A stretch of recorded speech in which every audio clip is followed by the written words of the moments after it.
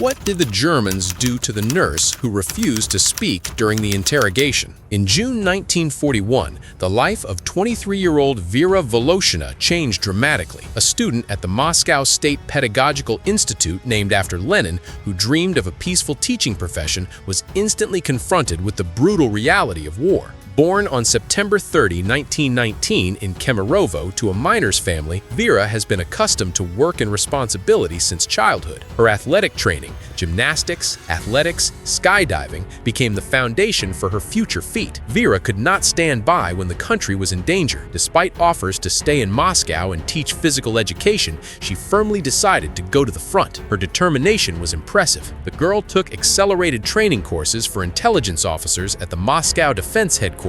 The program was extremely stressful: disguise, handling weapons, terrain orientation, and subversion. The girls lived in Spartan conditions, sleeping for 4 hours, but Vera did not complain. The commanders noted her discipline, endurance, and strong will. In the autumn of 1941, the situation near Moscow was critical. The Germans were rushing to the capital. Fierce fighting was going on. Vera Voloshyna, along with a reconnaissance group, was assigned a dangerous task: to cross the front line near the village of Golovkovo near Volokholamsk, reconnoiter enemy positions, and capture the Tongue, a captured German soldier. The night of November 22, 1941 was fatal. The group, led by Officer Nikolai Masalov, advanced deep into the territory occupied by the enemy. The scouts avoided roads and populated areas. After walking a few kilometers, they came across a German patrol. A firefight ensued. They managed to kill one soldier and injure another, but the noise attracted the attention of the German units. During the retreat,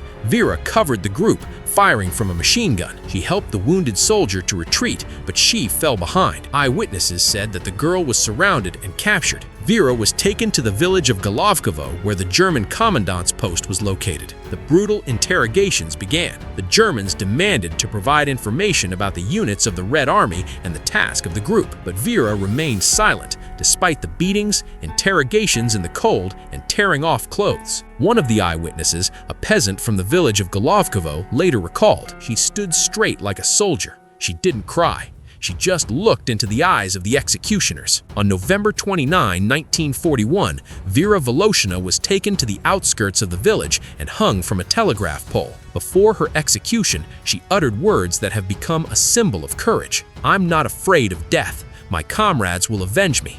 Ours will win anyway." Then she sang Internationale, a song that everyone knew.